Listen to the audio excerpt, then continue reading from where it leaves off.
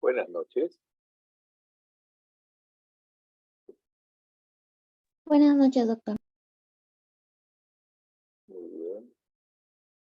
Que son, aquellos que son cumplidos a la hora. Muy bien.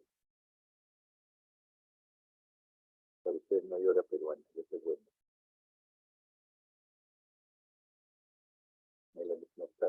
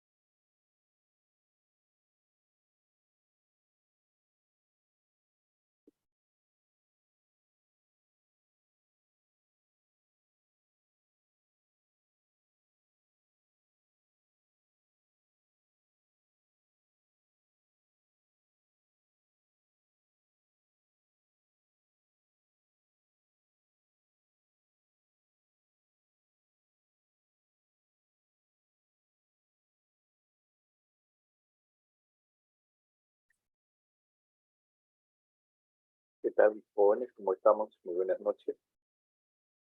Vamos a, tenemos que, parece que están con muchos exámenes, ¿no? Veo que, ¿cómo está Melanie? Muy buenas noches, dice la delegada. Buenas noches, doctor. ¿Qué pasa con el grupo que no se hace presente?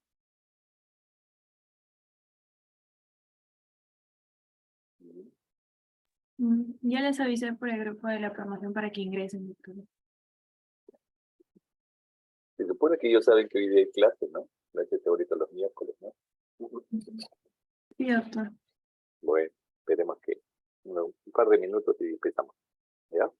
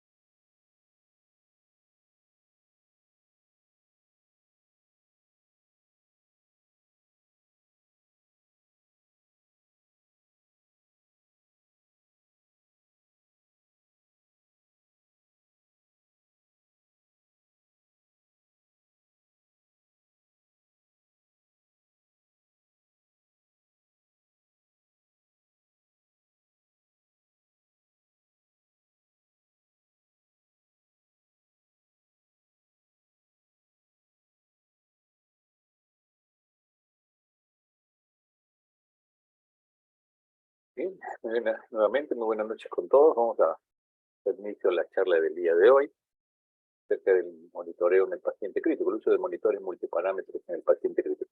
Muchas de las cosas que hemos venido realizando desde la primera clase, desde el ABCD, muchos de esos parámetros son indudablemente clínicos, pero también deben ser cuantificados. Y en este sentido el monitor nos permite cuantificar muchos valores de estas ABCD, de la parte circulatoria, la frecuencia respiratoria, en la oximetría del pulso, que es lo que vamos a realizar hoy día.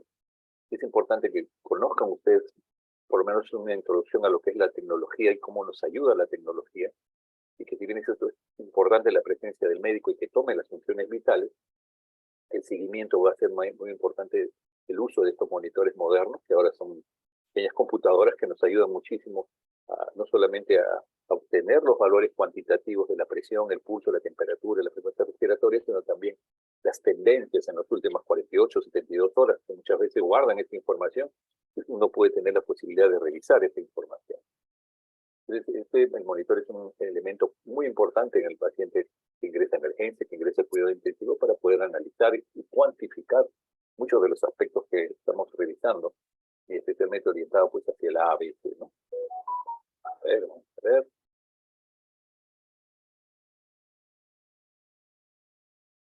Bien.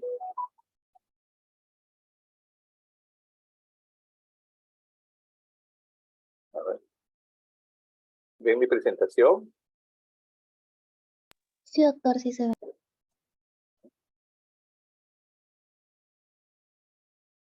Bien. Pues el objetivo de la presentación de hoy es el uso del monitor multiparámetros en el paciente crítico.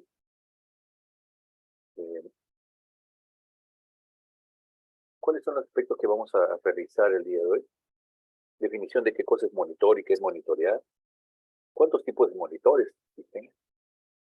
Vamos a hacer un análisis un poco más exhaustivo de la presión arterial y su importancia, de la frecuencia de pulso, de la frecuencia respiratoria, la temperatura, la saturación periférica de oxígeno, de los oxímetros, de los saturómetros, una introducción al monitoreo electrocardiográfico que ustedes ya lo han visto, en PART, en la cardimia, porque vamos a insistir en algunos aspectos técnicos, el uso de la cardiografía muy breve, y en la última parte un poco de cómo ha avanzado las últimas tecnologías de monitoreo de los pacientes críticos, especialmente en relación a la oximetría, en relación a los métodos transcutáneos que se están usando ahora para medir oximetría de pulso, CO2 transcutáneo, y la parte de oxigenación tisular específicamente, ¿no?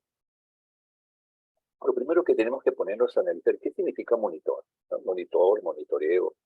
Y esto es, realmente es una palabra que se ha venido usando hace muchísimos años en relación a la evaluación de algunos parámetros fisiológicos para detectar posibles anomalías, como dice la definición. Esta es la definición de la Real Academia de la Lengua Española. Observar mediante aparatos especiales el curso de uno o varios parámetros fisiológicos o de otra naturaleza para detectar posibles anomalías. ¿Qué significa monitorear? Entonces, a partir del término monitor, del inglés, es un dispositivo que permite, esta palabra monitorear se deriva. Y nosotros realmente es interesante. Existe la palabra monitorizar y monitorear. El objetivo es el mismo, pero probablemente algunos se usan más, los españoles usan más, como dice, creo en español, ver monitorear, y con el sentido de vigilar, monitorear una serie de cambios fisiológicos en la experimentación animal, pero también en relación a las unidades de emergencia ya en los últimos años. En España dice que se utiliza la palabra monitorizar, mientras que en el resto de América Latina, usa la palabra monitorear, monitoreo. ¿Y qué significa al final? Supervisar, controlar las funciones vitales especialmente, ¿no? Entonces, ese es un dato interesante en relación a cómo utilizamos el lenguaje en relación a este punto. Y por consiguiente, pues, la monitorización o el monitoreo significa, dice, ser consciente del estado de un sistema. Cambios que se pueden producir en el tiempo. Ese es un dato, no solamente permite el control una sola vez, sino los cambios que se pueden producir en el tiempo. Y por un motivo por el cual necesitamos esos equipos que van a guardar esa información, ¿no?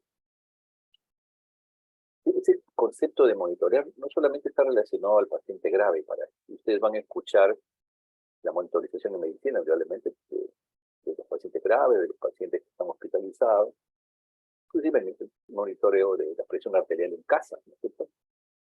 Pero también se habla de monitorear, por ejemplo, en ensayos clínicos. Cuando ustedes hacen un trabajo de investigación con una institución importante, esa institución envía a alguien que supervise cómo están haciendo ustedes su trabajo de investigación. Y es la monitorización de los ensayos clínicos, por ejemplo, ¿no? Es interesante cómo las instituciones que hacen investigación seria no solamente utilizan la información médica, sino supervisan permanentemente que se esté cumpliendo el protocolo que se decidió en el proyecto de investigación. También se hace el monitoreo del parto, un parto normal o un parto distóxico, etcétera, la gestante. Se monitorea no solamente a las madres, si hay contracciones, sino también monitoreo neonatal al feto. La monitorización ambulatoria de la presión arterial, el mapa famoso. Y también se hace electrocardiografía ambulatoria, monitorización ambulatoria por un tiempo prolongado. Y el monitoreo de los niños recién nacidos, ¿no? Entonces, empezamos con algo muy simple, es un monitor de los más sencillos con 5 parámetros. Están ahí la presión arterial sistólica, la presión arterial diastólica, el pulso, la saturación y la temperatura. Casi todos los monitores tienen más o menos la misma estructura, tienen un sistema de sentido, una serie de puntos de inserción de cables para el control de las diversas funciones vitales. Ahora vamos a ver un pequeño video de eso. Pero es importante que ustedes simplemente vean acá la presión arterial sistólica, la diastólica, la presión media inclusive nos puede dar. Y hay muchos modelos, muchas empresas que promocionan. Por ejemplo, esta es la presión arterial sistólica, esta es la presión arterial media. Acá nos da la saturación de oxígeno, la frecuencia cardíaca, la frecuencia respiratoria. ¿No? De igual manera, y estas son una serie de puntos en donde se conectan los cables que van a permitir justamente la medición de la presión, el pulso, la saturación y el oxímetro de pulso. ¿No? Entonces, digamos, es un poco más moderno, pero igual, acá nos habla ya un poco la morfología de la onda de pulso, que muchas veces puede ser muy útil cuando uno analiza esa onda para ver cómo si el paciente está hipovolémico o no. Pero eso ya lo vamos a conversar en la práctica. 120-80, una media de 92, saturando 96, ¿no? Una frecuencia respiratoria de 18, ¿no? Una presión arterial media de 92, 93. Pero acá es importante que la presión arterial que estamos viviendo aquí es la presión no invasiva. Es la presión que el monitor tiene un conector que va a conectar, en este caso al brazalete, para medir la presión arterial y hace mediciones de acuerdo a lo que nosotros programamos cada 5 minutos, cada media hora, cada hora, controles 3 veces al día. Entonces es importante porque uno puede programar esos controles cada qué tiempo lo deba realizar. Indudablemente el pulso lo hace permanentemente, la temperatura, las respiraciones también, pero la medición de la presión arterial es en forma intermitente y es a través de una presión no invasiva. Como pueden ver, es un monitor un poco más complejo. Ya hay monitores de 5 parámetros, de 9 parámetros o más, ¿no? Van a permitir casi, actualmente ya los monitores de este tipo son modulares, es decir, uno le va insertando más funciones para poder, dependiendo de la emergencia, dependiendo del área de cuidado intensivo en que se está trabajando, por ejemplo, se puede agregar para medición de la presión intracerebral, la medición de otros parámetros que actualmente se están haciendo en el monitoreo invasivo, no invasivo. Acá, por ejemplo, la onda de pulso, QRST, ¿no? La frecuencia cardíaca, heart rate, la presión invasiva 121/82, la saturación de oxígeno que se ve a través de la onda, ¿cierto? Es una presión arterial, la onda de presión arterial invasiva, que te parece que presión arterial invasiva. Y ven ustedes que nos da inclusive la presión arterial media, siendo la presión arterial media la sistólica más 2 veces la diastólica entre 3. Y uno permanentemente está mirando esto cuando está en emergencia o cuidado intensivo. Y tal Algo interesante de todos estos monitores es que nos permite además mirar los parámetros que está controlando y las tendencias de los últimos 48, 72 horas, dependiendo del equipo. Uno puede hacer, ¿cómo estuvo ayer? Medir la presión arterial, el pulso, la temperatura el día anterior o 48 horas antes.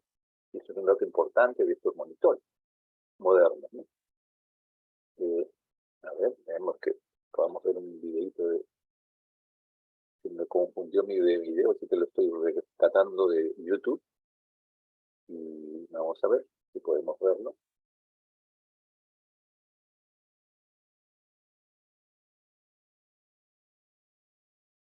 Bueno.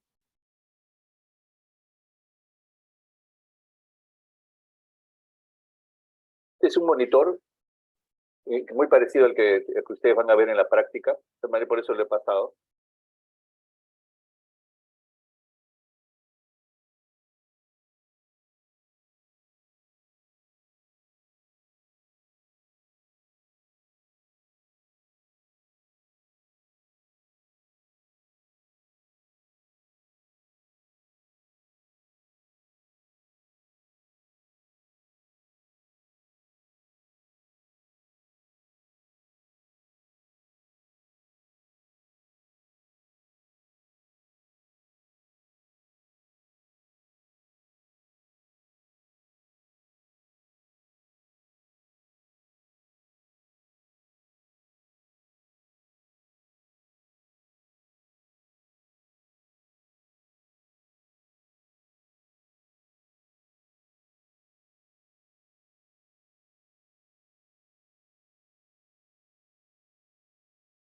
De la pantalla.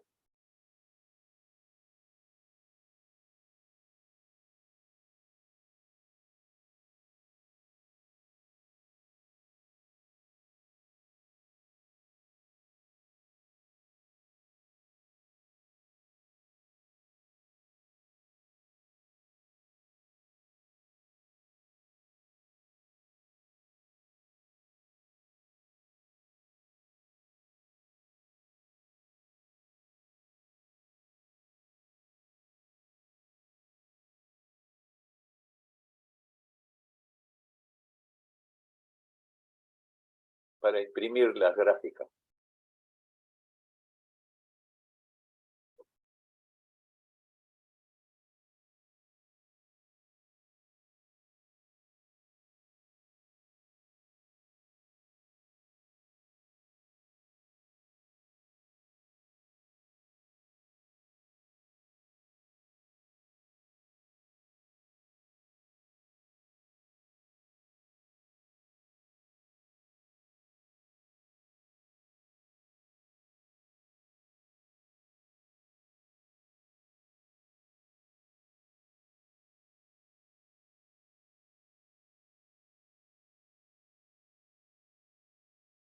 Vamos a seguir. A ver.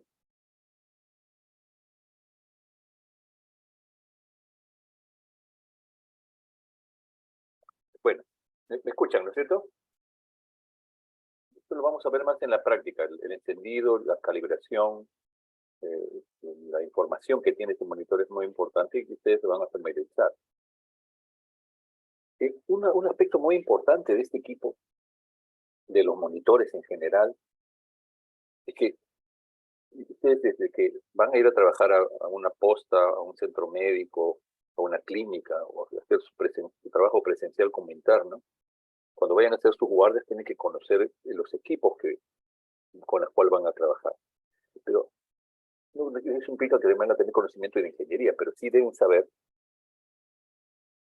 si ese equipo tiene mantenimiento preventivo. ¿Cuántos años está trabajando ese equipo? Ustedes han visto que los años de la pandemia, los equipos han estado trabajando, usualmente sucede así en las emergencias y en las UCI. No trabaja el doctor Freddy Hermenegildo, no trabajamos nosotros.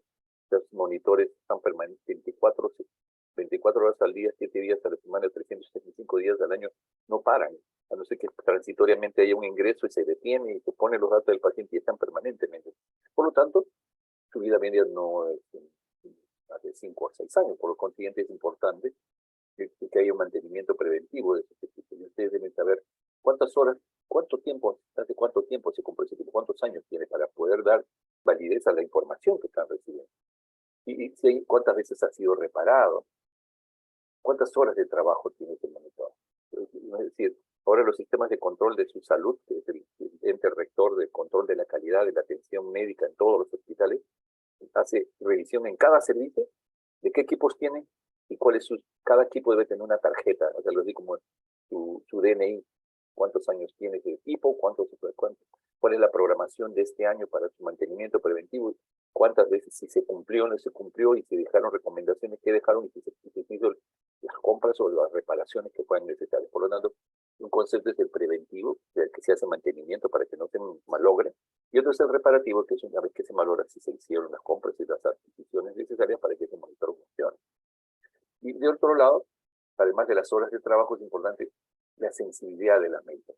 Va a depender de la calidad del monitor, del tiempo de vida media que tiene. Muchas veces las marcas, algunas tienen más tiempo de vida media por la calidad de años que vienen trabajando. Y ustedes saben que ahora hay muchas empresas nuevas que generan equipos cuyo control de calidad no es el más adecuado y eso siempre uno tiene que estar atento, ¿no? ¿Cuáles son los aspectos que vamos a insistir el día de hoy sobre la parte del monitor? La medición de la presión arterial, la frecuencia de pulso, la frecuencia respiratoria, la temperatura, la presión periférica del sistema, el monitoreo electrocardiográfico y la canografía que ya les he manifestado ahora. Todo este control de funciones vitales tan importantes, ¿qué es lo que va a permitir? ¿Cuáles son los fundamentos? ¿Por qué es tan necesario y tan importante en los últimos años el tener monitores en emergencia y cuidado intensivo? En las áreas de hospitalización de cuidados intermedios también. Cuidado intermedio es un área donde un paciente sale de cuidado intensivo y pasa a intermedios, no puede ir a una sala normal, porque todavía está saliendo de un control de una enfermera por cada 3 pacientes, no puede pasar a una enfermera por cada 20 pacientes, porque todavía, a pesar de estar estable, necesita vigilancia. Pero ¿qué nos permiten estos monitores y por qué es tan necesario? Primero, porque permite definir el problema más importante, y ustedes saben que medir la frecuencia respiratoria es muy importante para los pacientes críticos. La temperatura, la presión arterial sistólica, diastólica, la media. ¿Qué otro elemento importante nos permite clasificar y definir la severidad? Indudablemente, si nosotros vemos cómo está la presión arterial, cómo está la frecuencia de pulso, cómo está la frecuencia respiratoria, cómo está la temperatura, uno va a poder calcular y a través de una serie de scores que ustedes conocen y que realmente dependiendo de la especialidad que se dediquen van a tener score para definir la severidad. Un score de severidad en relación al shock, un score de severidad en relación a la insuficiencia respiratoria. Entonces, lo permite estratificar y definir la severidad de la enfermedad. Además, permite evaluar la respuesta. Permite este paciente que ingresa deshidratado, taquicárdico, con tendencia a la hipotensión, le pasan cloruro de sodio, lo van a estabilizar y van a poder evaluar en el monitor la respuesta al tratamiento. Permite además definir la conducta a seguir luego del tratamiento. Si se ha estabilizado o si no se ha estabilizado, ¿qué pasa el siguiente? ¿Qué es lo que viene después? Entonces, la conducta a seguir, ¿cierto? La evaluación multimodal también ayuda a evaluar el pronóstico. Indudablemente que un paciente que ingresa con Glasgow 3, con hidrosis paralítica, con apnea, con respiración irregular y que además tienen taquicardia y hipotensión, la situación es bastante delicada. Entonces, el pronóstico, si es un paciente post-RCP que ha quedado con encefalopatía no se mantiene y permite evaluar el pronóstico, evaluando en conjunto, indudablemente, con todos los parámetros bioquímicos que puedan tener. Y permite, por consiguiente, definir conductas, dependiendo de los pacientes inestables en las diversas áreas de cuidados intermedios, cuidados críticos, especialmente en las áreas de emergencia, dependiendo de la complejidad del paciente, va a necesitar determinados requerimientos de enfermería. Y si el paciente ya está estable, puede pasar a cuidados intermedios o pasar a hospitalización dependiendo del estado del paciente. Por lo tanto, permite definir conductas a la alta transferencia o hasta las operaciones si fuera necesario operar. Este es el monitor que estamos viendo, que nos permite la medición de la presión arterial no invasiva. Un dato importante, ¿no? Un dato importante que ustedes deben saber es que en términos prácticos nosotros no medimos la presión arterial, medimos la tensión arterial de la pared del vaso. Medir la presión arterial es poner un catéter dentro de la arteria y medir directamente la presión arterial invasiva. Uno utiliza vamos a medir la presión arterial, es cierto, sincronía con la presión arterial real. Pero cuando uno hace la medición, realmente estamos viendo la tensión de la pared del vaso. Sí, vamos a seguir usando el término presión arterial no invasiva, pero desde el punto de vista conceptual, tenemos que sacar la presión arterial sistólica 90, diastólica 50, media de 64. Idealmente saben ustedes que siempre necesitamos que están en 65 de media. Cuando uno mide la presión arterial y compara con cuando uno coloca un catéter arterial, una vez puede encontrar una diferencia de 10 a 15 milímetros de mercurio más alta con la presión intraarterial, es más alta. Mide 110 de frecuencia cardíaca, saturando 98, esto es un CO2 que está en kilopascales, ¿sí? Que uno multiplica la frecuencia cardíaca, ¿sí? ¿Cierto? Y uno multiplica por 0.133 y esto sale más o menos 39 PCO2. Otro dato interesante, este es en relación a lo que les comentaba. Si un paciente está hipotenso, si una paciente tiene buena presión arterial, indudablemente hay una correlación de la presión real intravascular con la presión arterial no invasiva. Pero si un paciente está hipotenso, que está hipotenso ha generado vasoconstricción, especialmente en los pacientes con shock cardiogénico, shock obstructivo, ¿no? Shock cardiogénico, obstructivo, hipovolémico, hay una vasoconstricción, la volemia está disminuida, la presión cae. Cuando yo tomo la presión arterial, y más aún si están usando vasopresores, yo mejor si yo uso norepinefrina, preferiría utilizarlo con una línea arterial. O sea, no es tan sensible, porque me va a dar valores falsos, porque si hay una vasoconstricción y yo mido la presión arterial, definitivamente este vaso sanguíneo con el esfingomanómetro se va a ocluir más rápidamente que esta presión, que este vaso sanguíneo. Y por consiguiente me puede dar valores más bajos de los que realmente tiene. ¿Cómo que ha sucedido? 90-60 está con vasopresores, 0.3, 0.5 microgramos por minuto de noradrenalina, y le ponemos una línea arterial y está con 110-70. O sea, tiene valores más altos que los que realmente uno mide cuando el paciente está con vasoconstricción y además con vasopresores. En conclusión, todo paciente en shock que necesita vasopresores debería tener una línea arterial mejor que medirse solamente con la presión no invasiva. Entonces, este nos sirve mucho para el paciente. Inicialmente podría uno utilizarlo, pero idealmente por eso estos pacientes críticos deben ir a una unidad de cuidado intensivo donde le van a poner una línea arterial, ¿no? Para tener mejores valores de presión arterial más fidedignos, especialmente. Entonces, los brazaletes o manguitos de la medida es muy importante. A veces las instituciones de salud en nuestro país no compran los manguitos apropiados. Ustedes encuentran una persona muy delgada, muy pequeña, o pacientes con obesidad mórbida, y ustedes no pueden tomarle con el mismo brazalete que utilizan para el adulto, que es una talla media, por ejemplo.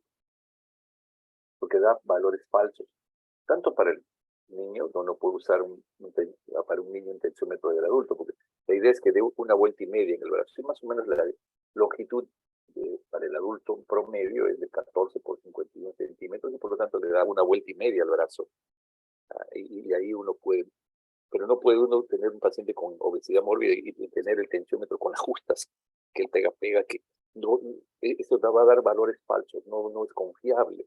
Por consiguiente, necesitamos que las instituciones de salud, cuando tengan atención, cuando se dedican a la salud, tienen que tener 5 manobras, en este caso los brazaletes, y el manguito para pacientes obesos, adultos grandes y pediátricos, ¿no? Porque eso puede dar falsos valores de presión arterial en pacientes que no tienen un brazalete apropiado. El otro punto es muy importante saber la presión arterial basal del paciente. Hay un porcentaje de 15 a 20% de la población que puede andar con 90-50, 85-50 o 60 y está totalmente sano. O sea, no toda persona que tiene presión arterial menor de 90 o menos está en shock, no. Hay un porcentaje. Por consiguiente, ese dato es muy importante, ¿no? Y por lo tanto uno también tendrá que, esos pacientes que dicen, yo siempre sufro de presión baja, uno no va a pretender estar con 120-80, sino estando ya con 90-50, los valores que este paciente necesita, poder disminuir los vasopresores, o retirando de las mediciones más frecuentes, y considerar que hay pacientes que tienen valores de presión más baja que el usual y por consiguiente no siempre el 120-80 es el objetivo, ¿cierto? Una media de 65, por eso es importante saber ese valor medio, ¿no? Se hicieron una serie de estudios hasta hace unos años, por ejemplo en este caso del 2020, y se presumía de que los pacientes hipertensos deberían tener una presión más alta como objetivo en el shock septic, como el paciente en shock. Pero definitivamente se vio que el paciente hipertenso inclusive hubiera recomendaciones de presión arterial media un poco más alta, 80, 85, para el paciente hipertenso. Alrededor de 55 si es que el paciente era hipotenso normalmente, ¿cierto? Pero usualmente el objetivo real, que es el promedio de la mayoría de pacientes, que tengamos una media de 65 milímetros de mercurio en pacientes que estamos monitoreando, un paciente crítico. Entonces, que es la presión mínima más apropiada para que no haya hipoperfusión tisular, para que el cerebro funcione bien, para que el riñón funcione. Ese es el límite. Presión arterial media de 65, ¿ok? Si les voy a decir, está con hipoperfusión, definitivamente tengo que mejorar. Eso se va con fluidos, con vasopresores, pero esta presión, si yo necesito fluidos y mejora, si obtengo esta presión arterial media, voy a estar mucho más tranquilo de que estamos consiguiendo parte de los objetivos de manejar a este paciente. Un dato importante de los últimos años también es que se ha dado mucha importancia. Siempre hemos dicho, ¿cuál es el valor de presión arterial para tipificar a alguien en shock? Menor de 90 es histórico, ¿cierto? Pero en los últimos años se le ha dado mucha importancia a la presión arterial diastólica. Porque como sabemos nosotros, el shock distributivo, especialmente, sabemos que el shock distributivo es el shock séptico, el neurogénico, ¿no? El shock anafiláctico. Este shock distributivo se produce una vasodilatación periférica que disminuye la resistencia vascular sistémica y por lo tanto la presión arterial diastólica en muchos pacientes con shock séptico está disminuida. Y esa presión arterial diastólica y la presión de pulso, o sea, la diferencia entre sistólica y diastólica, son muy importantes para mantener una presión de perfusión cardíaca adecuada, porque ustedes saben que la coronaria se irriga en la diástole, por lo tanto tener valores de presión diastólica muy baja van a deteriorar la función métrica cardíaca.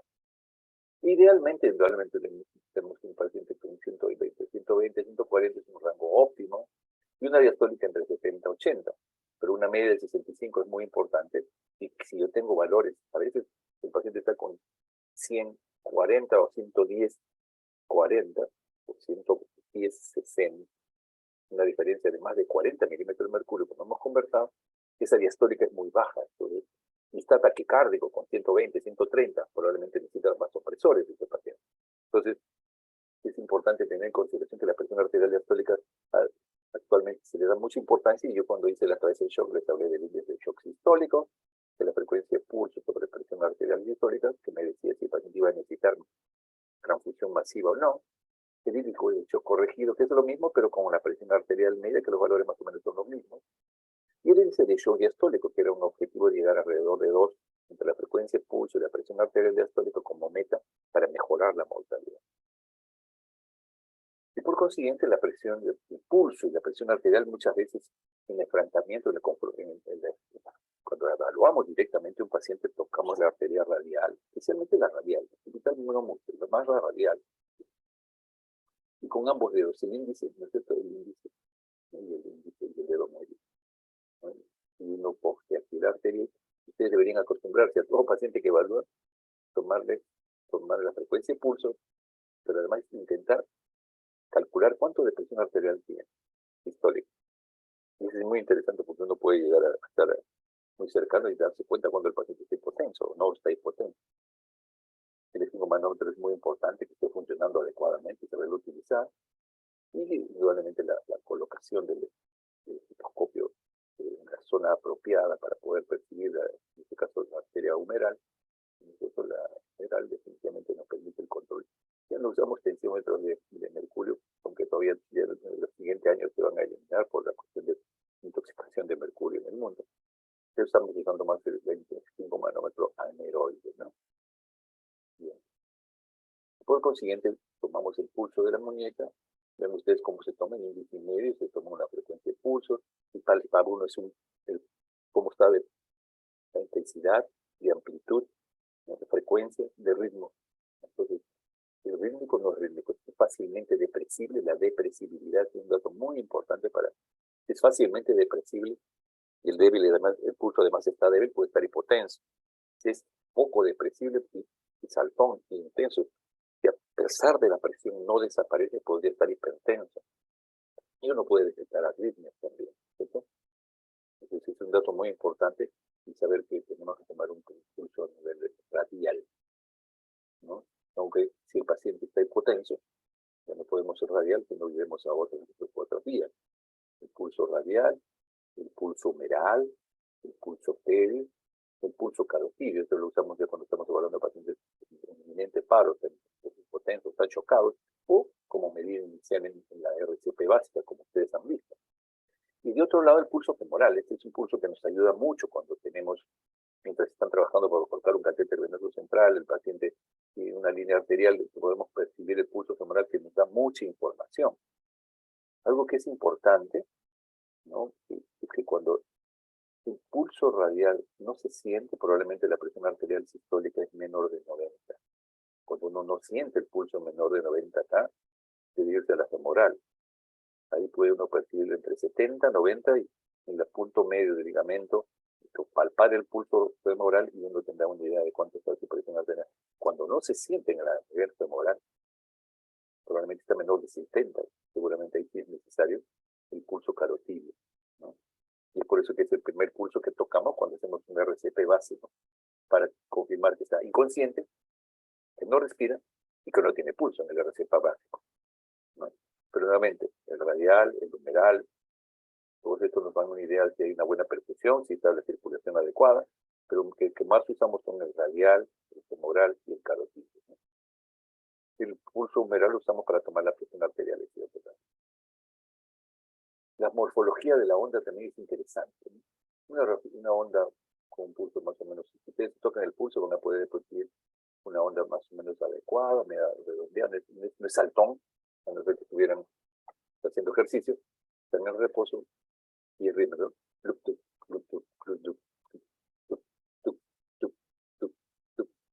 Y es interesante cuando un paciente está deshidratado, está hipotenso, está bajo efectos de los hipotensores, se siente un pulso más pequeño, un pulso más débil, menos intenso. El pulso también puede ser un saltón. Un paciente que está tenso, un paciente que tomó café, un paciente que está con una crisis hipertensiva, que está en pulso saltón, o un paciente que tiene una diferencial de pulso entre sístole y diástole amplio. Es muy interesante, ¿no? Acá también el pulso es pequeño porque la diferencia es muy débil, porque la diferencia entre sístole y diástole se acortó. O sea, si tenía 120-80, ahora tiene 185, 110-85, porque estaba deshidratado y aumenta la presión arterial en el paciente hipovolémico, en el infarto, en el paciente con gasto bajo, obstructivo, hipovolémico, cardiogénico. Hay una gran vasoconstricción, aumenta la presión arterial diastólica y disminuye la presión de pulso, la presión arterial sistólica y diastólica. Mientras que los pacientes que tienen cuadros de shock distributivo como el anafiláctico y el séptico especialmente, la presión arterial diastólica es menor y se siente una presión de pulso un poco más amplia. Un paciente que tiene shock séptico puro, ¿no? Que no están severamente deshidratados. Y por eso se tienen pulso saltón a veces, pero tienen el shock. Este pulso bífero que se siente una doble onda en algunos pacientes. El pulso alterna, que cuando hay arritmias uno puede encontrar este tipo de pulso más intenso, otro menos. El paciente con pulso biseminal también, muy parecido cuando hay contracciones prematuras. Y un pulso paradojal que al final realmente son cambios en la intensidad del pulso con la respiración. Y que fundamentalmente uno tiene que ir más bien medir la presión arterial durante la respiración y uno encuentra que hay una diferencia entre sístole y diástole. Esto puede ser indicativo de algunas condiciones clínicas como el taponamiento pericárdico. Pulso normal, pulso filiforme, pulso parvus de tardo de una estenosis aórtica, pulso paradojal, hay cambios con la respiración, inspiración disminuye, expiración aumenta, pulso alterna cuando hay definitivamente arritmia, impulso dícorto que se puede encontrar en las pacientes con estenosis aórtica. La temperatura. Y la frecuencia respiratoria también son importantes, no solamente la presión arterial. El ABC, estamos viendo justamente el B, la ventilación, ahí vamos a ver cuánto tiene frecuencia respiratoria. Ya sabemos que la hipotermia es dañina porque genera alteraciones metabólicas a nivel celular, pero fundamentalmente genera trastornos de coagulación en el paciente con hipotermia. Y entra en un círculo vicioso. El politraumatizado, la hipotermia, la acidosis metabólica y la hipovolemia pueden aumentar la mortalidad. Entonces acá la frecuencia respiratoria es 22, las tendencias son importantes en estos monitores, ¿no? El CO2, lo que decía yo, dividirlo entre 0.133 y se tiene 39.8. Porque está acá en kilopascal y son las nuevas unidades internacionales de medición de presión, ya no se usan mucho milímetros de mercurio. Lo que seguimos usando, pero ya la tendencia es a pasar a kilopascales en el siguiente paso. Eso se divide entre 0.133 y nos da el resultado tanto PO2 como PCO2. En el caso de la temperatura, es interesante que el paciente crea, uno puede tomar la temperatura axilar, pero la oral podría ser mucho mejor porque nos da medio grado más. Inclusive antes se exigía la temperatura rectal en el paciente clínico. Pero una temperatura, a veces el paciente está convulsionando, está confuso y puede haber problemas, pues usualmente es la temperatura axilar la que más se toma, ¿no? Es importante porque la hipotermia, está con fiebre puede ser, pero la hipotermia es mucho más dañina que la fiebre.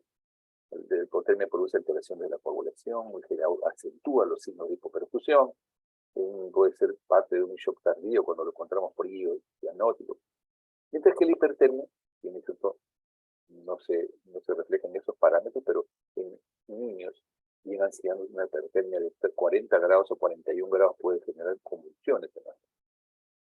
Puede haber hipertermia asociada a los signos de sepsis, y la hipertermia puede generar trastornos del sistema nervioso central, agitación, confusión. Y cuando ustedes controlan la temperatura, estos son dos datos importantes.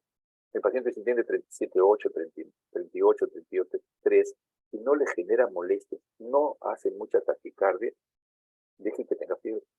Porque la fiebre mejora la fagocitosis de los nitrógenos cuando está entre el rango de 37.8, 38.5, 38.3. No es necesariamente que bajar la temperatura. Lo hidrataremos adecuadamente y especialmente si no genera molestia. Está con temperatura, así no me he dado cuenta. No hay que dar nada. ¿Por qué? Porque la hipotermia, muchas veces por controlar la presión arterial le ponemos un metamizol y esto provocamos hipotensión en los pacientes. ¿Ok?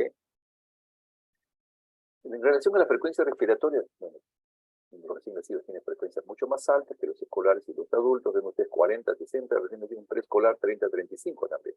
Un escolar un poco menos y el adulto 16 a 20 y los pacientes enfermos de 14 a 16.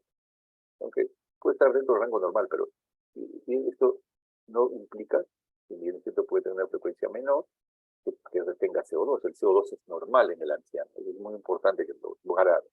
El anciano tiene más bien por el deterioro de sus pulmones a través, después de los 65 años, de la senilidad y de la tercera edad, su PO2 es más bajo, ¿no es cierto? Más o menos 1 milímetro de mercurio por cada año después de los 60 años, ¿no? De igual manera, los patrones respiratorios, un paciente que está en apnea, puede ser peligroso, pero puede ser una respiración de Cheyne-Stokes, que hace respiración rápida, progresivamente rápida y luego una profunda y seguida de un apnea. Es un periodo de apnea. Y esto puede estar asociado a insuficiencia cardíaca, a cuadros neurológicos.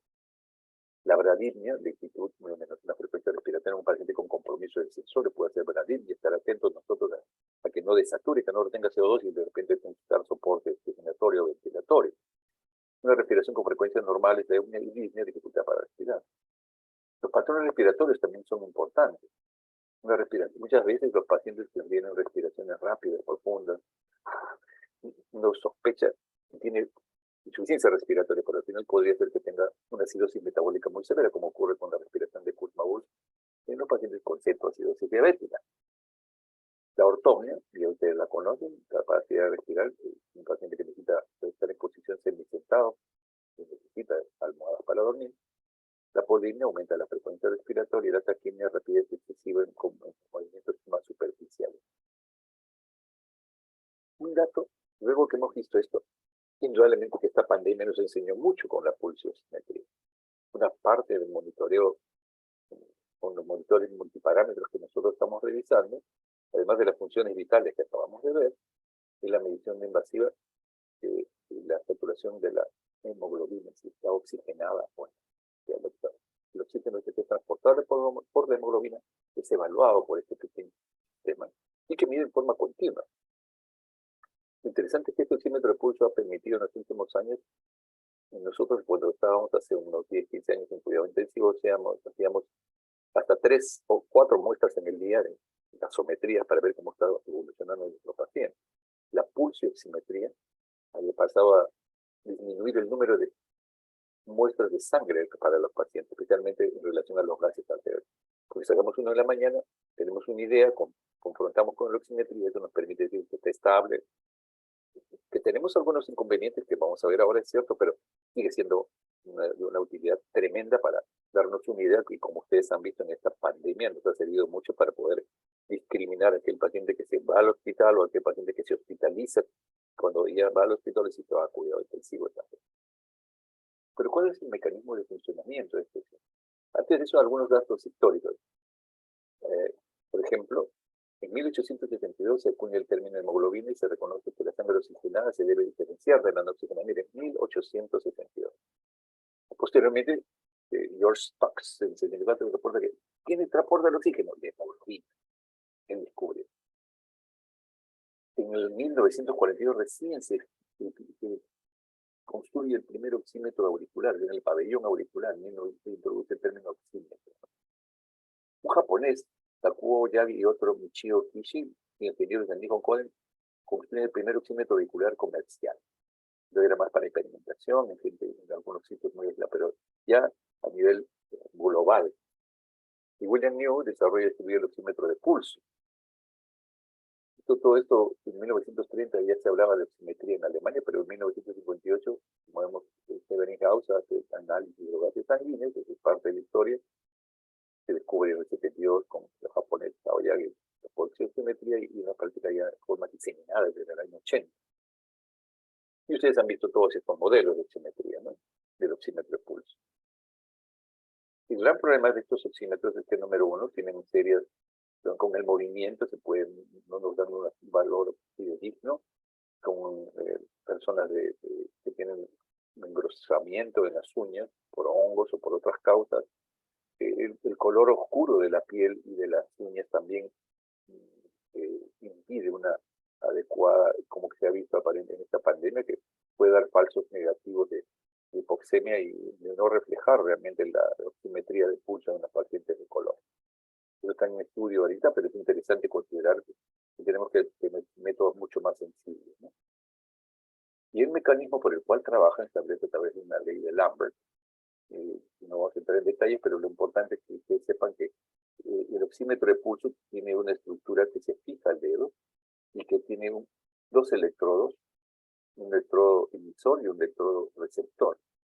El electrodo emisor emite dos tipos de luz roja y luz infrarroja. Y dependiendo de la absorción de esta longitud de onda que el fotorreceptor refleja. Como dice acá, los oxímetros cuentan con un fotorreceptor que debe ponerse en punto opuesto, en electrodos LED que emiten luz. Y el mecanismo que permite la lectura es que cada pulsación de la sangre se transmite en valores lumínicos, detectando al mismo tiempo la frecuencia cardíaca. Esto lo vamos a ver ahora. Pero es interesante porque cuando ingresas, generalmente hay sangre venosa que no es pulsátil, la sangre arterial es la pulsátil, y eso genera cambios en la hemoglobina, oxigenada y desoxigenada. Y es interesante saber cuál es el mecanismo con el cual este dispositivo que emite luz roja, que es de 660 nanómetros, y también la infrarroja, que es de 940. Entonces, la luz roja es captada por la oxihemoglobina, y la luz infrarroja por la hemoglobina reducida, o sea, la hemoglobina desoxigenada, que transporta el CO2. Entonces, dependiendo de la capacidad de absorción de nuestros tejidos, es que los electrodos receptores, a través de un microprocesador, detectan cuánto de hemoglobina oxigenada hay.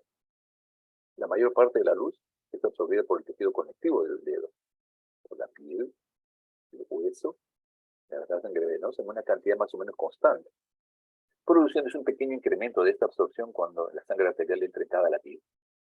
Y por eso es necesario que haya pulso arterial para que el aparato reconozca la señal. Cuando hay mucha hipotensión, mucha frialdad y tal, a veces el oxímetro suena alarma y no captura la mayor parte de equipos. Ahora hay tendencia a equipos modernos que, como vamos a ver ahora, permiten un estudio más minucioso. Vean ustedes, ¿no? El luz infrarrojo, pasa la luz, hay absorción variable dependiendo de la sangre arterial que llegue, si está oxigenada o desoxigenada, pero hay una absorción constante de la sangre venosa, hay una absorción constante del tejido óseo y del tejido muscular también, y este fotodetector detecta esos cambios, ¿no? Entonces, luz roja 660, infrarroja 920, ven ustedes como el fotodetector, la hemoglobina reducida absorbe más luz roja que la oxihemoglobina. La oxihemoglobina absorbe más luz infrarroja que la hemoglobina reducida. Este fotorreceptor capta la cantidad de luz roja e infrarroja no absorbida en cada longitud. Y el microprocesador que determina la cantidad de hemoglobina reducida y oxigenada presente, evaluando el cociente hemoglobina reducida y hemoglobina, tanto la luz de rayos rojos e infrarrojos. Más o menos es este concepto, ¿no? Oxihemoglobina capturada por la oxihemoglobina y hemoglobina reducida. ¿Cuáles son los errores que la excesiva luz parece que también altera la captación? La presencia de temblores, de escalofríos. Puede haber excesiva carga eléctrica alrededor, ventiladores, monitores, etc. Puede haber interferencias por interferencia electromagnética. El volumen del pulso, indudablemente un pulso muy débil, podría no detectar adecuadamente esa captación de estos rayos rojos e infrarrojos.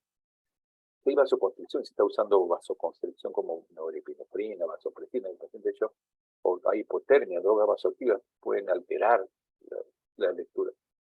Las hemoglobinas también, pulsaciones venosas que a veces pueden presentar en los pacientes que tienen fístulas arteriovenosas, el esmalte de las uñas. Entonces, tenemos varios factores que tenemos que saber valorar para poder hacer una adecuada interpretación de los valores que nos está dando.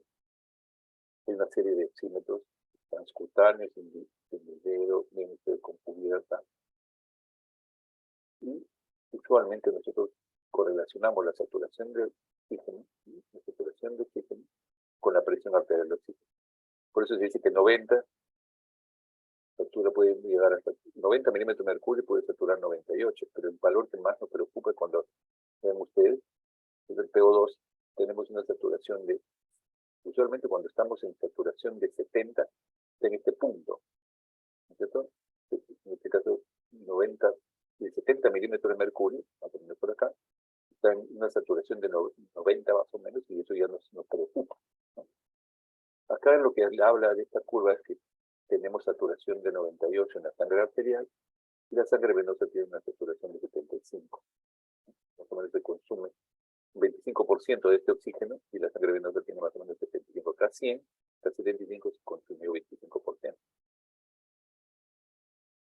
Usualmente cuando tenemos una saturación del 90% se corresponde con un PO2 de 60 milímetros de mercurio. Estamos en el límite, estamos en el límite de esta caída, ¿no?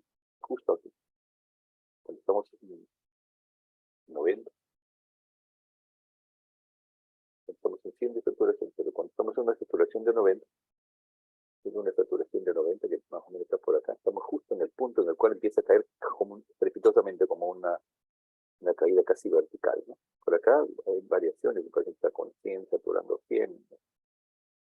Entonces es importante saber que cuando llegamos a una saturación de 90, estamos en 70 milímetros de mercurio y ahí va a caer abruptamente la saturación y que no es un sitio muy seguro por ahí. Muy bien, debajo de estos valores, pequeñas disminuciones y ocasiones de saturación es importante, claro que sí. 90 tiene 60 milímetros de mercurio y de ahí pues, cae. 70 a 70 cae abruptamente la saturación. Por encima de 95, grandes aumentos no suponen incrementos significativos, ¿no? Por encima de 95, la saturación se mantiene adecuada. Es cierto que cuando yo respiro, todo esto estamos hablando, ¿no? Cuando yo respiro 100, la saturación es saturación de oxígeno al 100% con oxígeno al 100%, mi PO2 va a estar en 677. Con 0,21, 100 de PO2, 97, 98. Si yo respiro oxígeno al 100%, voy a tener este valor de presión arterial de oxígeno. Cuando yo respiro una máscara Marusedorio, en un pulmón normal, se saca unos gases y este es el PO2. Por eso que si yo tengo respirando al 100% PO2 de 100, 120, hay algo que está alterando esta oxigenación, ¿no?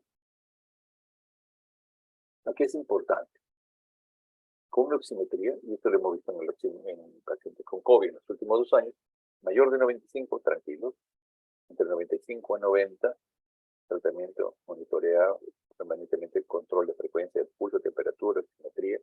Eso puede ser respuesta valorada de derivación al hospital si fuera necesario, aunque los pacientes con enfermedad respiratoria toleran bien esto. Como no había camas, en la oximetría de pulso, cuando caía por debajo de 95 era lo que preocupaba. Entonces, 95, 90, bueno, menor de 95, ahí es donde iba derivado al hospital para evaluación, tomografía, radiografías, oximetría, medicamentos sintomáticos y a la casa. El problema es cuando tenía síntomas importantes de insuficiencia respiratoria, menos de 90, una hipoxemia severa que necesitaba oxígeno, y especialmente oxígeno terrestre con cánula, con máscara Marusedorio o con cánula de alto flujo, ¿no? Digamos, una saturación de menos de 80 con síntomas de insuficiencia respiratoria, intubación y ventilación mecánica, y niños con menos de 92 que se remitieron al hospital aunque mejoren con maniobras iniciales, porque tienen incierta su respuesta al tratamiento. Limitaciones en línea severa con hemoglobina menos de 5, puede dar lecturas falsas. Tenemos los contrastes endovenosos también, la mala perfusión, la ictericia no interfiere, el pulso venoso cuando hay falla cardíaca, insuficiencia tricuspide, y alteraciones de carboximoglobina, intoxicación por monóxido de carbono, el paciente puede estar rosado, pero tiene bloqueo de la fosforilación oxidativa y la hemoglobina suelta, este monóxido de carbono, puede haber hipoxia tisular. Una cosa interesante es que las oximetrías de pulso a nivel de pabellón auricular no deben colocar. No refleja una real saturación. Eso está demostrado en varios estudios, ¿no? La UID es un sitio alternativo para oximetría de pulso, y acá en las conclusiones es que una oximetría colocada no proporciona lecturas de saturación realmente válidas clínicamente. Entonces esto está perdido realmente porque la circulación, la cantidad de sangre en la cabeza es mucho mayor y nos da valores falsos y falsa seguridad de que está mejor, pero el paciente definitivamente una serie de estudios donde se muestra que la sangre arterial de unos gases arteriales con la oximetría digital se correlaciona mejor que cuando uno utiliza la oximetría del pabellón auricular. Como pueden ver ustedes, hay valores más bajos que se correlacionan menos cuando colocamos un oxímetro en el nivel del pabellón auricular. Conclusión, los datos proporcionan una recomendación de la Asociación Americana de Cuidados Respiratorios, que la oximetría de pulso debe ser en el sitio en el cual se ha sido demostrado que es útil. Colocar un oxímetro del dedo en una oreja no proporciona lecturas válidas. Luego de oximetría queremos ver el monitoreo electrocardiográfico de nuestro paciente, ¿no? Es muy importante. El monitoreo electrocardiográfico no es lo mismo que tomar un electrocardiograma, y por lo tanto esos monitores que nosotros tenemos, que ustedes van a ver, tienen electrodos que son 3, son 4 o 5 electrodos y que se colocan siguiendo algo así como el triángulo de Itoe, ¿no? Uno casi al lado del hombro derecho, otro al hombro izquierdo, uno en la región costal derecha y otra izquierda. Y si tienen este monitor para derivación SB1, uno lo coloca en el cuarto espacio intercostal, un electrodo adicional. Pero más o menos estos son los electrodos que se colocan para el monitoreo electrocardiográfico, ¿no? El monitoreo electrocardiográfico. Es diferente cuando uno toma un electrocardiograma, ¿no? Y uno va a poder ver el ritmo cardíaco, indudablemente. Quizás, no estamos de tiempo, tenemos tiempo, ya, vamos a, este es uno de estos son pequeños videos que nos dan una idea de cómo se colocan el electrodo, pero va para el electrocardiografía. Y debería más bien ver de acá, que me parece interesante.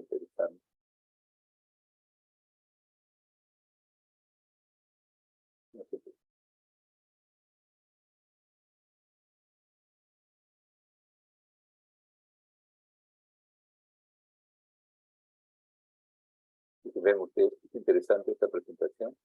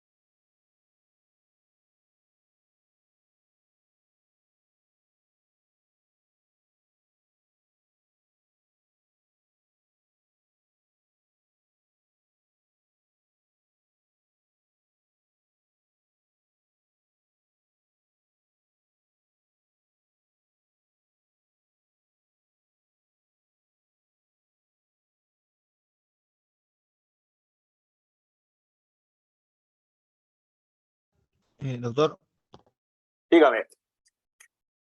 sí, no sé si solo pasa conmigo, pero hace un buen rato que no se está, o sea, seguimos en la diapositiva en la que se ve la imagen del tórax.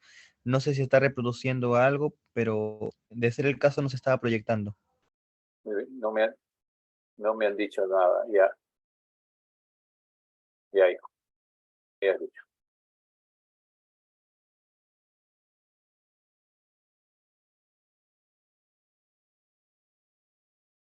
Muy bien que me hayas dicho porque pensé que estábamos. A ver.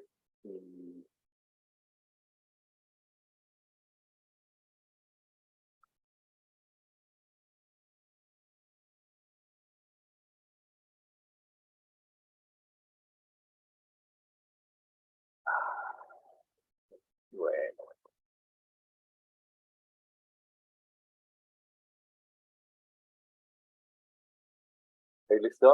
La presentación que les estaba haciendo era de un caso de mala colocación de electrodos del electrocardiógrafo y que les daba una imagen de bloqueo de rama derecha por haberlos puesto en el segundo espacio y no en el cuarto espacio donde le correspondía.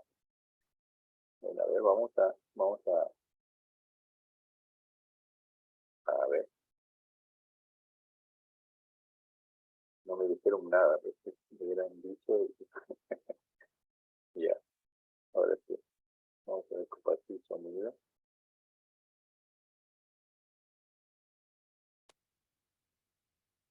A ver, ven ahora el EKG, ¿sí? Lo que estaba hablando de los electrodos del EKG. ¿Ven ahí? Sí, ok. Voy a tratar de volver a instalarlo Si no se puede ver video, y lo pasamos para, les paso solamente el link para que ustedes lo puedan ver. No, está demorando mucho también, un síntoma.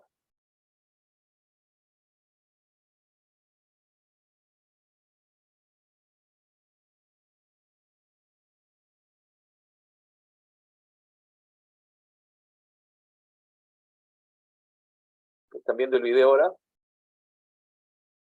No, doctor, la pantalla sale en, bueno, como ¿Perdón? plomo. No se ve, doctor. No se ve, ¿no? Ya, ni hablar. No se ve, ni hablar. Vamos a continuar. ¿Ese sí se ve? Sí, doctor, es así. Ya, bueno. Entonces, una cosa es los electrodos del monitor y otra cosa es el monitoreo electrocardiográfico. Ustedes van a hacer también toma de electrocardiograma en la práctica. Van a saber dónde se debe colocar en el cuarto espacio intercostal izquierdo, derecho, ni izquierdo, en el cuarto, en este caso, en el quinto espacio intercostal, y línea medio clavicular, y en este caso del D3 lo van a colocar el punto intermedio entre ellos, y después en el quinto espacio intercostal hacia en forma recta, no hacia arriba. Y van a ver ustedes su EKG, vamos a tomar EKG en la práctica, ¿no? El monitor nos permite ver la forma de la onda P, el QRS, T, etcétera, pero cuando un concepto muy importante del monitoreo electrocardiográfico, que si yo no voy a hacer diagnósticos electrocardiográficos con el monitor. Si yo veo alguna onda anormal, algo que me llame la atención en el EKG del monitor, en la gráfica que nos muestra el monitor, debo tomar un electrocardiograma. Repito, el monitor no sirve para hacer diagnóstico electrocardiográfico. Me dirá si es rítmico, arrítmico, si está en asistolia, no está en asistolia, pero no puedo hacer un diagnóstico definitivo si no tomo un electrocardiograma a ese paciente. Y ustedes ven dos imágenes acá, ¿no? Acá un ritmo sinusal con corriente normal y acá ven una bradicardia severa, ¿no? Una bradicardia severa que necesita tomar un EKG y veo cambios trasístoles, frecuentes, etcétera.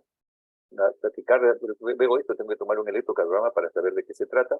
Esto puede ser un flúter o puede ser una taquicardia auricular paroxística. Entonces, es importante tomar un EKG. El monitor me anuncia, me ayuda a detectarlo, pero debo tomar un electrocardiograma porque no se hace diagnóstico electrocardiográfico con el monitor, ¿no? Es muy importante. Por ejemplo, este es otro, ¿no? Trasístoles ventriculares, unidad de disociación, aurículo ventricular total. Por su lado está la P, no se conduce, y por otro lado el QRS ancho, que es un ritmo de escape, porque si no se conduce la P, hay un nódulo auriculo ventricular que no conduce, por lo tanto no hay QRS. Y como el corazón es muy sabio, del nodo auriculo ventricular, no, sino del Nasdaq, libera unas trasístoles para que se siga contrayendo el corazón a una frecuencia más baja, pero que se siga contrayendo. Por ejemplo, acá también vemos una frecuencia bien alta. Y todo eso implica un EKG. ¿Ok? Imágenes de QRS con descenso del ST asimétrico para el de carga sistólica con algunas trasístoles, 12 trasístoles seguidas ventriculares acá. Acá nuevamente, ¿no? Salvas de taquicardia, ¿no? Contracciones ventriculares prematuras, ¿no? Salvas acopladas acá y salvas de contracciones ventriculares prematuras. Eso lo van a ver los monitores en la práctica también.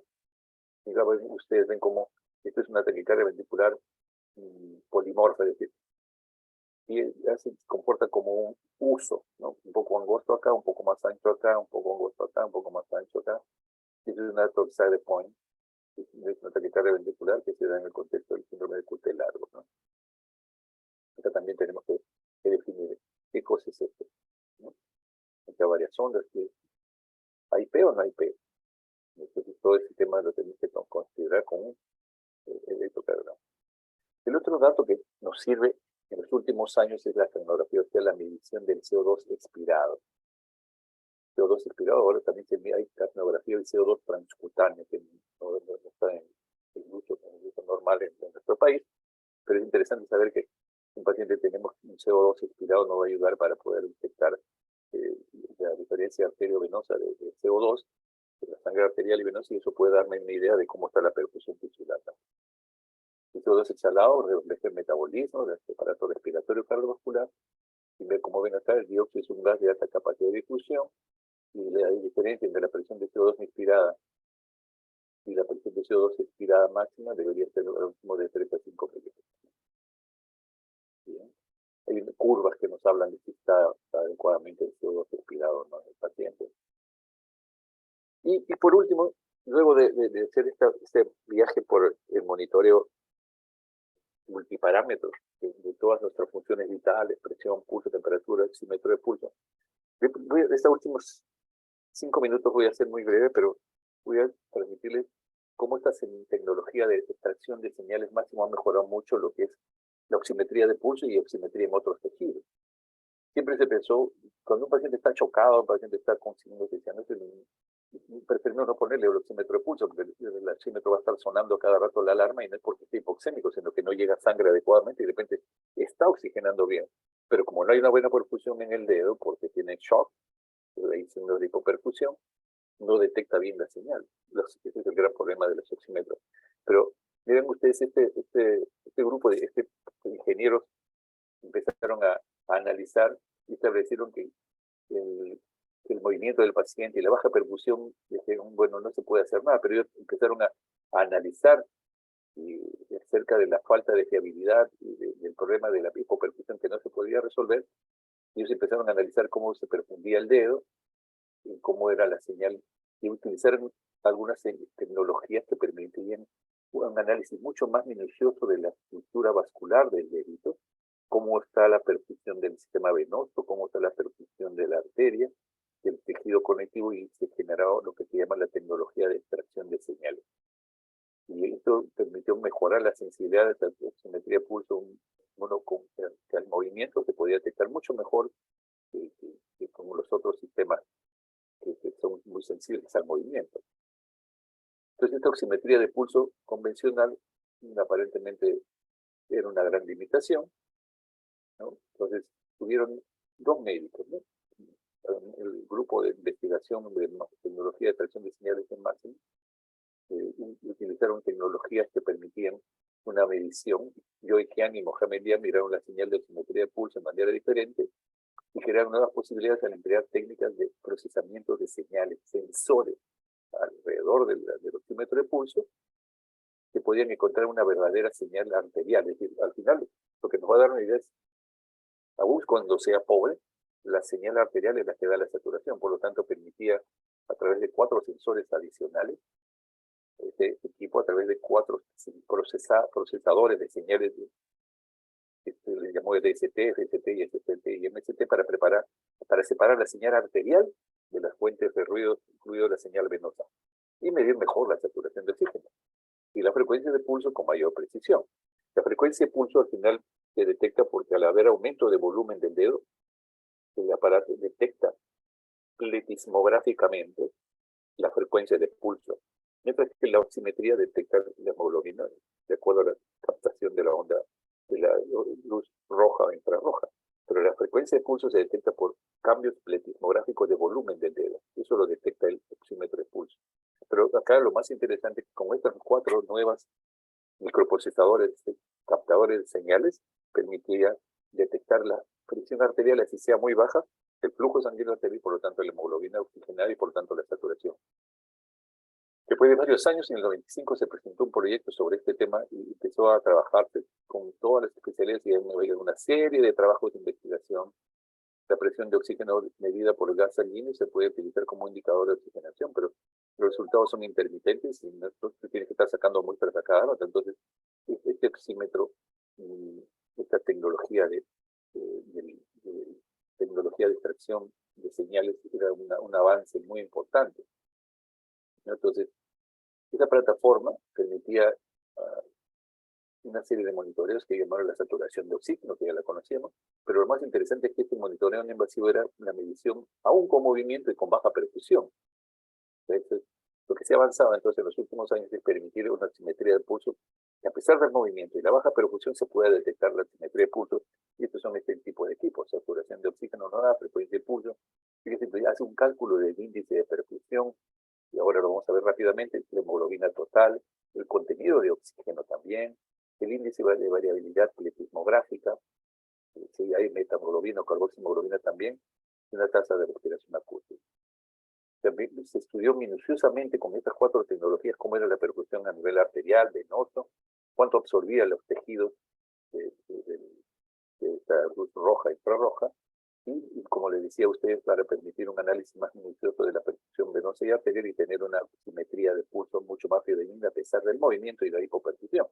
Y estas son las máquinas, los oxímetros, que permiten ese cálculo, es interesante, ¿no? Se hace un cálculo aproximado y a usted nos da una idea de cómo, dice más o menos la luz en rayo infrarrojo, ¿no? Rojo e infrarrojo que llega de los diodos emisores, pasa a través del dedo, captado por el diodo sensor, pero esa fuente de energía digitalizada, filtrada y a través de 4 sistemas adicionales a los convencionales.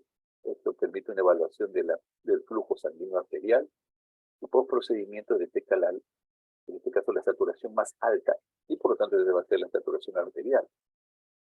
Permite la distinción entre la señal arterial y venosa durante el movimiento y la baja perfusión, identificando y aislando el ruido no arterial y por lo tanto dando verdaderos valores de saturación mucho más fidedignos que los convencionales, ¿no?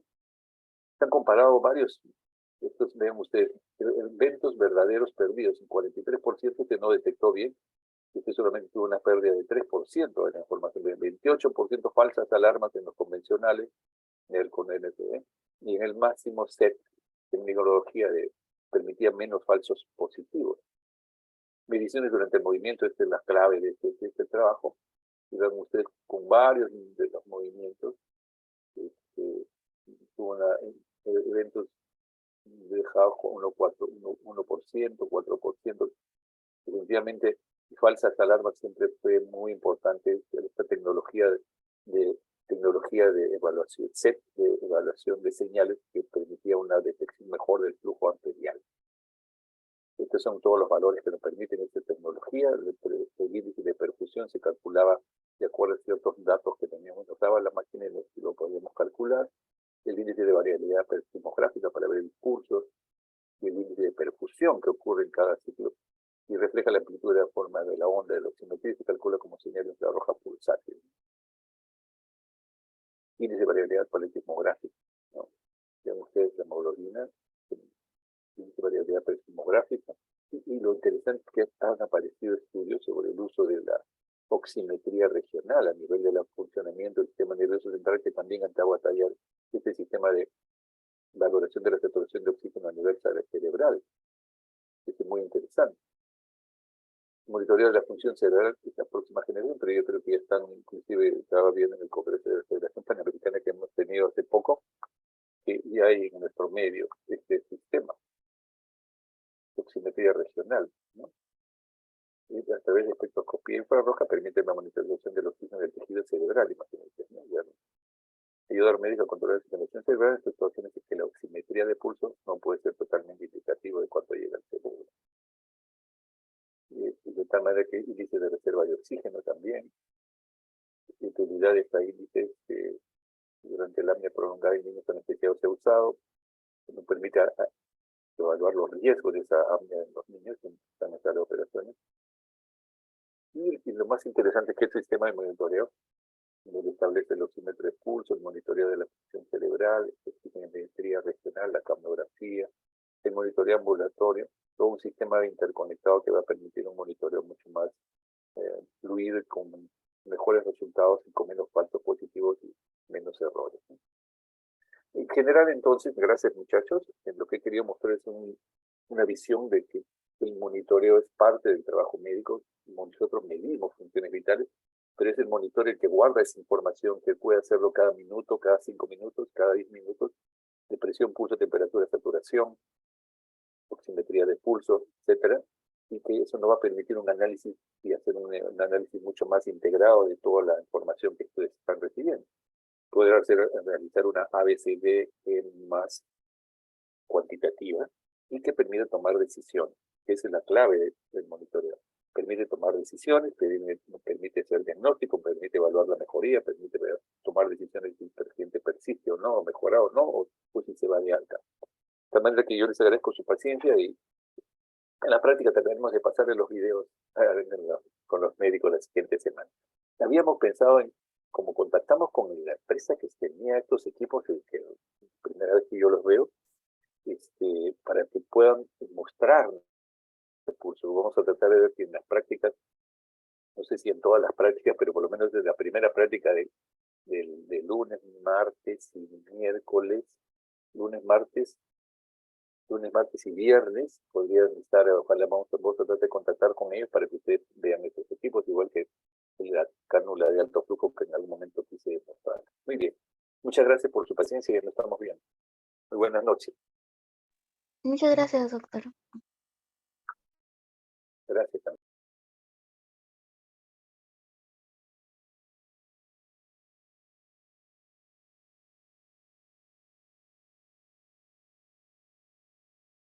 Muy buenas noches. Gracias también.